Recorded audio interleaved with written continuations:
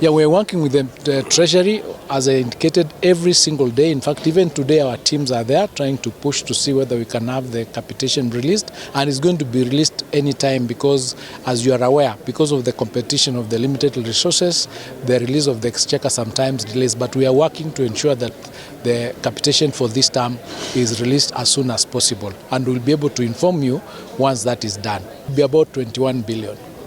Yeah, it should be about 21 billion, so we are working on that.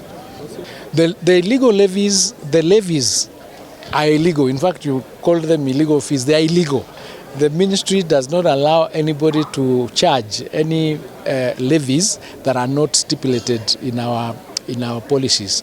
And we are trying to ensure that our teams here, and part of the discussions we're having is that one, that ensure that in the areas of your inspection, there are no institutions that are charging illegal levies, and if we find that that is being done, then we take administrative action against those particular officers. So they are not supposed to levy any illegal levies, because even when the capitation delays, the government will eventually release that capitation, and when that is done, then what happens to the illegal levies that they had levied? So we are having a conference here that is taking 5 days. We started on Monday, which is a conference that brings together all of our field officers, regional directors, county directors, sub-county directors, and all our directors from the ministry headquarters, where we are discussing on the issue of CBE and the transition that we are undertaking from grade 9 to grade 10. This is to bring together the stakeholders in order for us to have a conversation on where we've come from, where we are, the challenges we are facing. We learn from other people's experiences, and we agree on how we're going to proceed with the transition so that all of us are on one page on the steps that we are taking in the transition to grade 10 on the CBE, the competency-based education, to ensure that we are able to bring everybody up to speed, including the issues relating to selection of schools, the assessment of grade 9, ensuring that we'll have enough books for grade 10. All the teams are here to work on all those things so that we are prepared and ready for next year, just like we did when we were moving from grade 8 to grade 9.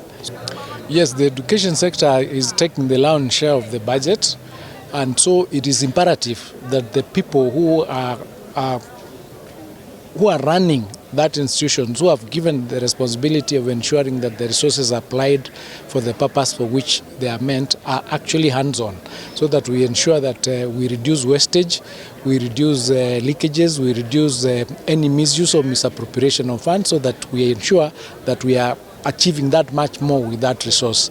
As you are, sometimes what happens is a bit of unrest, and we are encouraging our regional directors, our county directors, our sub-county directors to work with the BOMs of the institutions from where they are coming from and their teachers to ensure that there is a conversation that takes place where there are issues with the students, so they resolve those challenges before they reach the level where they want to strike or they want to ban a classroom or a dorm for them to be had.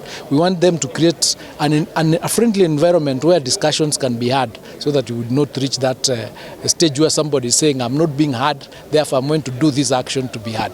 That's what we are trying to avoid, even in managing our strikes in the country.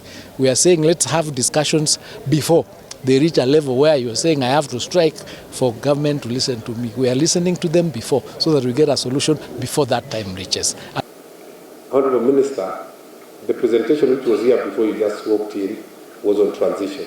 To me, this year, the single most important issue which I wanted these officers to own is the issue of transition, how we are going to transit our learners from junior school to senior school.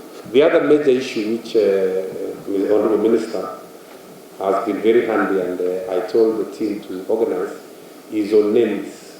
There's a very serious data gap. There's a very serious gap on issues data in the ministry, and we are working very hard. We are going to upgrade or engineer names to create chemists, and I know it's within your vision and flagship. The conversation this morning has been that we need to take our positions so that we can be able to contribute positively to our country.